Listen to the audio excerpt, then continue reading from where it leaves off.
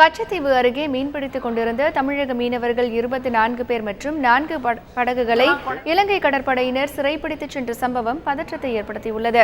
ராமேஸ்வரத்திலிருந்து 600க்கும் மேற்பட்ட படகுகளில் மீனவர்கள் மீன்பிடிக்க கடலுக்கு சென்றனர். கச்சத்தீவு அருகே மீன்பிடித்துக் கொண்டிருந்த போது அங்கு வந்த இலங்கை கடற்படை தமிழக மீனவர்களின் 10க்கும் மேற்பட்ட படகுகளில் இருந்த வலைகளை அறுத்து விரட்டி அடித்ததோடு 4 படகுகள் மற்றும் அவற்றிலிருந்த 24 மீனவர்களையும் பிடித்துச் சென்றது. ஏற்கனவே சிறைப்பிடிக்கப்பட்ட 54 மீனவர்கள் இதுவரை விடுவிக்கப்படாத நிலையில் தற்போது மேலும் 24 மீனவர்களை இலங்கை கடற்படை சிறைப்பிடித்துச் சென்றிருப்பது தமிழக மீனவ கிராமங்களில் பதற்றத்தை ஏற்படுத்தியுள்ளது. ராமேஸ்வரத்திலிருந்து நேற்று மீன்பிடி அனுமதிச்சுட்டு வாங்கி 700க்கும் மேற்பட்ட விசைப்பட கடலுக்கு போச்சு. கச்சத்தீவில் மீன் பிடிச்சிக்கிட்டு இருக்கும்போது இலங்கை கடற்படை விரட்டி அடிச்சு எங்களை தொழிலை பார்க்க விடல.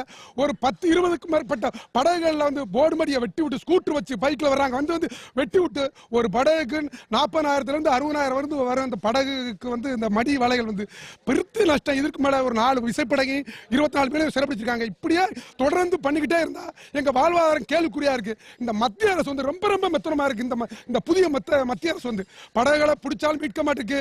படகுகளை உடைக்கிற கூட படகை வாங்க வர மாட்டேங்காங்க. இப்படியே போய்கிட்டு இருந்தா மீனவர் சாவுறத தவிர வேற வழி